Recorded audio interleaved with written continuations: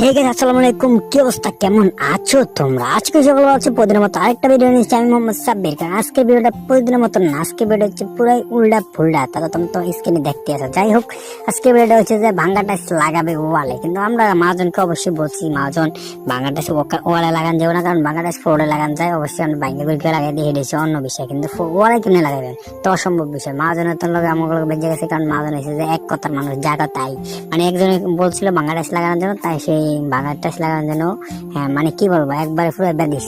তারপর আমাদের বলতেছে, আমরা অনেকক্ষণ মাজন বলছি যে ভাঙা টাইস ওয়াল লাগালে দুনিয়া বেড়াক দিয়ে দেবো, কিন্তু মাজন মানছে না।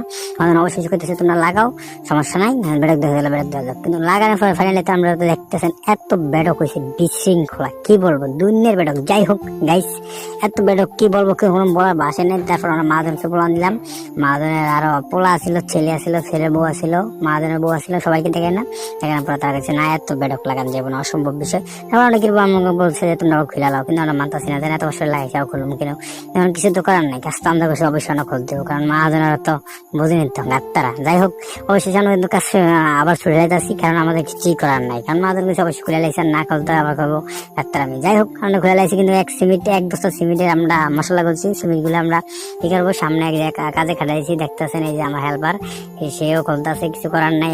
কি বলবো মহাজন, এইসব মহাজনের আর কি বলবো, আমরা অবশ্যই কমেন্টে জানা দেবেন এইসব মহাজনের কি করানো উচিত। যাই হোক গাইস, মহাজন কিন্তু বেশি পদে ছিল না, আপনাদের অবশ্যই যদি কেউ আমরা যারা টাইস মিস্ত্রি আছেন অবশ্যই যদি ভাঙা টাইস ওরা লাগাতে অবশ্যই আপনারা লাগাবেন না, কারণ ভাঙা টাইস ওরা লাগালে দুদিনের বেড়ক দেওয়া যায় না। আপনারা তো স্ক্রিনে দেখতেছেন বিশৃঙ্খলা।